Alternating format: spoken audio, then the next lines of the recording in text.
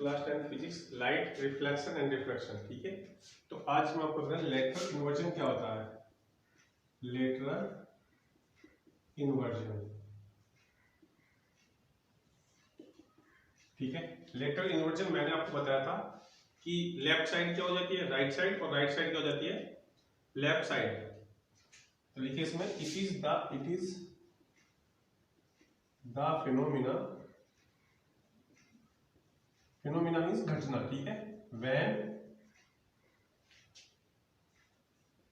Left hand side of object becomes right hand side of image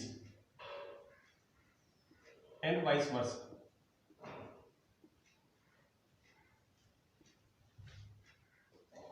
ये वो घटना है जिसमें लेफ्ट साइड राइट साइड होती है when object is placed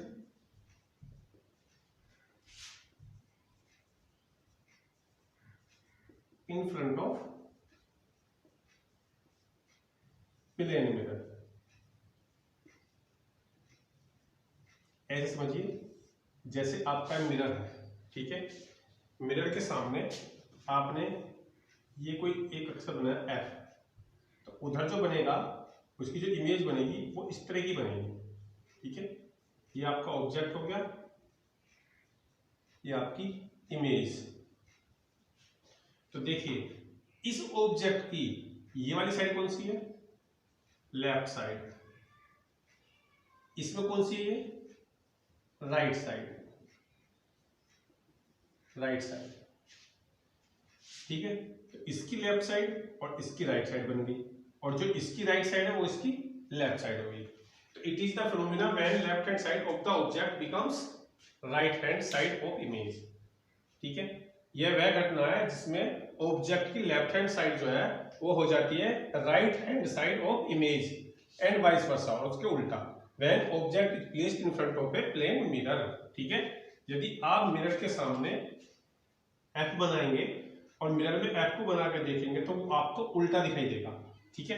उसकी जो लेफ्ट साइड है, एफ की लेफ्ट साइड है वो इसकी राइट साइड होगी, और जो इसकी राइट साइड है ये वाली वो इसकी क्या होगी लेफ्ट साइड। तो इसे बोलते हैं लेटरल इन्वर्जन।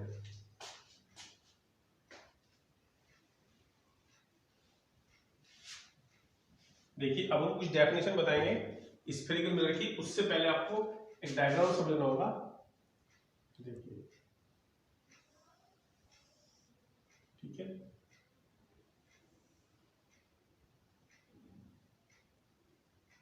ये इसका सेंटर हो गया,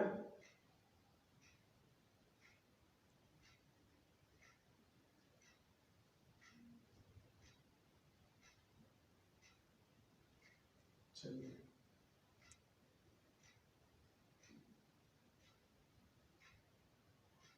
ठीक, ये आपका पोल होता है पोल, ठीक है। ये वाला पॉइंट ये होता है आपका centre of curvature.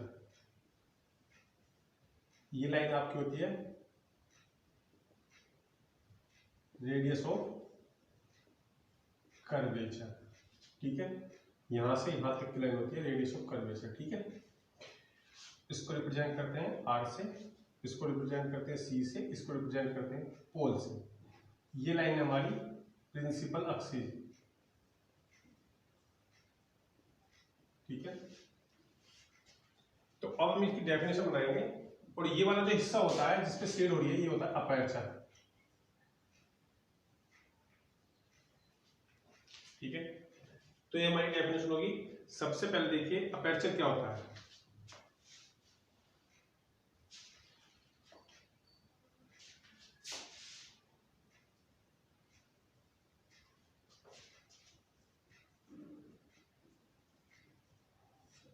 What is aperture, इस डायग्राम के अनुसार सब बताना पड़ेगा। अपर्चर इट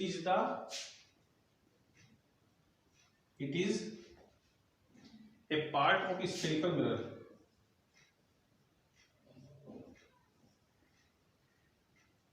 स्फेरिकल मिरर ठीक है, ये स्फेरिकल मिरर का वो हिस्सा है फ्रॉम विच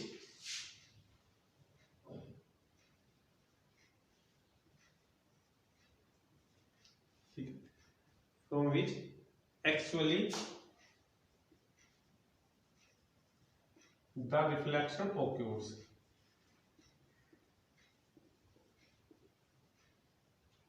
तो जैसे सपोज कीजिए यहाँ पे m है, यहाँ पे हमारा n है, तो इस डायग्राम के अनुसार हमारा mn इज, जैसे सपोज कीजिए आपका ये मिरर है, तो ये मिरर जो है, जितना भी मिरर है सपोज कीजिए mn, तो ये हमारा सारा हिस्सा जो है ये एपर्चर है, ठीक है। तो एपर्चर क्या होगा, it is a part of spherical mirror, यह है स्फेरिकल मिरर। स्फेरिकल मिरर तो इतना ही है ना, ये तो पूरा सर्कल बना हुआ है, तो स्फेयर बना हुआ है जिसमें से मिरर कटा हुआ है, ठीक है। It is a part of spherical mirror from which actually the reflection occurs, mirror का वो हिस्सा जिससे रिफ्लेक्शन होता है, इसी हिस्से से रिफ्लेक्शन होगा ना सारे से, बस इधर तो नहीं होगा ये भी, तो इस हिस्से से रिफ्लेक्शन होगा, तो ये हमारा क्या होगा, अपर्चर। अब आ गया आपका पोल। चलिए, what is the pole?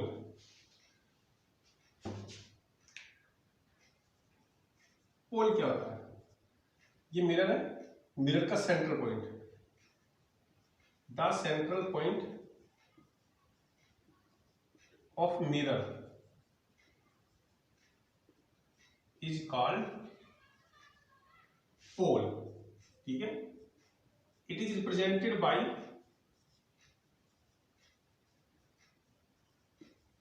Capital letter P, ठीक है।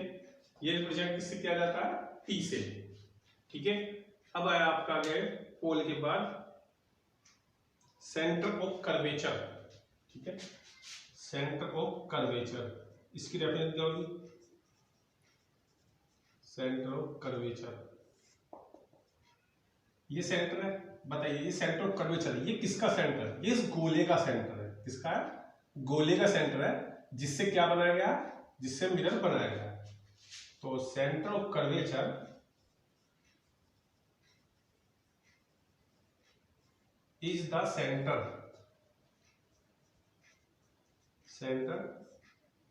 Of a spherical glass from which mirror is made,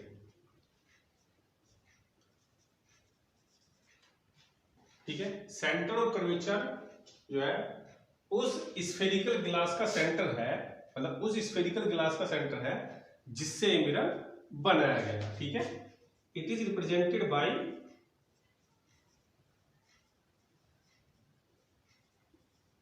capital C। देखिए ये डायग्राम आपको सबकी डेफिनेशन बताएगा, ठीक है, ये सबकी डेफिनेशन बताएगा। जैसे मैंने आपको पोल बता दिया, पोल क्या है, पोल मिरर का सेंटर पॉइंट का, सेंटर ऑफ कर्वेचर क्या है, सेंटर ऑफ कर्वेचर ये है C, और ये इस गोले का सेंटर है, तो तभी लिखा गया centre of curvature is the centre of a spherical glass from which, जिससे मिरर इज मेड, जिससे मिरर बनाया गया, और it is represented bye C, ठीक है। चलिए अब आया आपका रेडियस ऑफ कर्वेचर। तो ये डायग्राम दिमाग में रखना जरूरी है, रेडियस ऑफ कर्वेचर, तो इसमें लिख दीजिए radius of curvature same is the radius of a spherical glass, क्योंकि ये जो रेडियस ऑफ कर्वेचर है ये किसकी रेडियस है, ये इस स्फीयर की रेडियस है, तो radius of curvature is the radius of a spherical glass from which mirror is made, it is represented by capital R। ये होगी हमारी रेडियस ऑफ कर्वेचर की डेफिनेशन, जैसे सेंटर ऑफ कर्वेचर की ऐसी रेडियस ऑफ कर्वेचर की।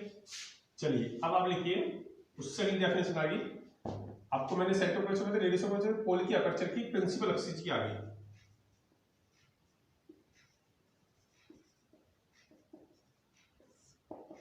Principal axis क्या है,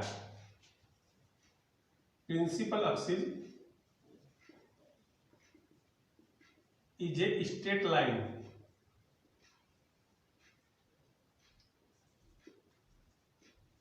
ज्वाइनिंग, किस किस को ज्वाइनिंग करेगी, joining centre of curvature joining लिख सकते हो या पासिंग लिख दीजिए, पासिंग थ्रू। चलिए, पासिंग थ्रू जो जाती है, passing through centre of curvature and pole. ठीक है, तो ये हमारी होगी प्रिंसिपल एक्सिस। प्रिंसिपल एक्सिस क्या है? Principal axis is a straight line, ये एक सीधी रेखा है पासिंग थ्रू, जो होकर गुजरती है कहां से? Centre of curvature and pole. Centre of curvature और पोल से गुजरने वाली स्ट्रेट लाइन जो होगी वो बोलेगी हमारी प्रिंसिपल एक्सिस। तो देखिए इस डायग्राम के अनुसार ही सारी डेफिनेशन है। ये डायग्राम आपको याद रखना पड़ेगा कैसे कैसे बनाया। इसमें पहले बताया अपर्चर। अपर्चर क्या होता है? Aperture is the portion of a spherical mirror from which reflection occurs. Mirror का वो हिस्सा जिससे रिफ्लेक्शन होता है वो बोलता है अपर्चर। यहाँ पे एम एन हमारा अपर्चर हो गया। दूसरा हमारा था पोल। पोल क्या है? पोल इस मिरर का सेंटर पॉइंट है, तो the centre point of a mirror is called pole. It is represented by P. ठीक है, तीसरी चीज आई आपकी सेंटर ऑफ कर्वेचर। तो सेंटर ऑफ कर्वेचर ये है, तो ये सेंटर इसका है, ये पूरे गोले का है, तो क्या लिखा जाएगा? Centre of curvature is the centre of a spherical glass. Spherical glass का फ्रॉम विच, जिससे मिरर इज मेड, मिरर बनाया गया। ठीक है, ठीक है, it is represented bye C.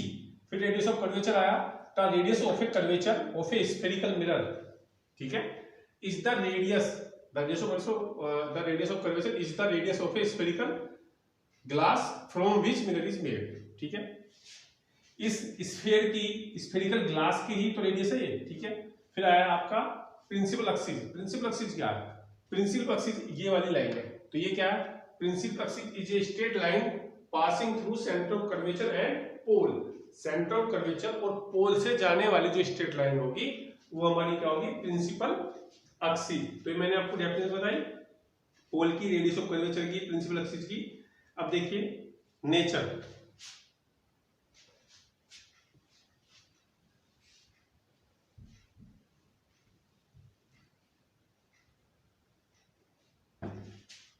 Nature समझने से पहले एक बात देखिए, वैसे आप ये आगे पढ़ेंगे थोड़ा सा।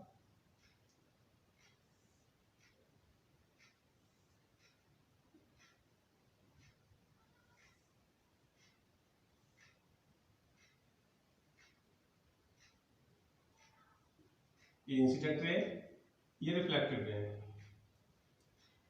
ठीक है, तो ये होगा कन्वर्जिंग। ठीक है, कन्वर्जिंग का मतलब समझिए एक तरह से इकट्ठा करना।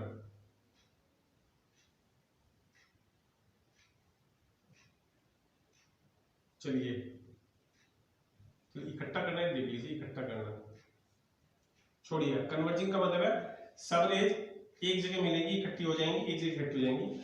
और जो हमारा डाइवर्जिंग होगा उसमें कैसे होता है? सपोज कीजिए ऐसे। ठीक है, ये हमारी इंसिडेंट होगी, तो ये रिफ्लेक्टेड होकर ऐसे जाएगी और ये रिफ्लेक्टेड होकर इस तरह से जाएगी, और फिर ये पीछे मिलाते हैं इस तरीके से, ये डाइवर्जिंग है। डाइवर्जिंग माने होता है फैलाना, एक तरह से रेज को फैलाना। ये आपकी रेज को फैला देगा। और ये कन्वर्जिंग का मतलब होता है एक तरह से इकट्ठा करना। चलिए लिख दीजिए, इकट्ठा करना। सारी रेज एक जगह इकट्ठी कर देगा तो इसको बोलते हैं कन्वर्जिंग। ठीक है, सारी रेज एक जगह पास पास जाएंगी, इसमें डाइवर्जिंग। तो हमारा जो नेचर ऑफ लेंसेज है, नेचर ऑफ मिरर है, नेचर ऑफ मिरर, कौन से नेचर मिरर का क्या है? तो जो हमारा ये कॉनकेव लेंस है, concave mirror, sorry, concave mirror क्या है? Concave mirror is converging. Concave mirror is converging. Converging होता है इन नेचर, नेचर इकट्ठा करना। ठीक है, ये घटना डाइवर्जिंग है। Convex mirror is diverging, diverging in nature.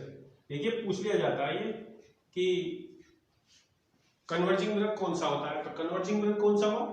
Converging mirror हुआ हमारा कॉनकेव मिरर। और डाइवर्जिंग मिरर कौन सा हुआ? वो हुआ हमारा कॉन्वेक्स मिरर। तो हो गया। अब चलिए फोकस।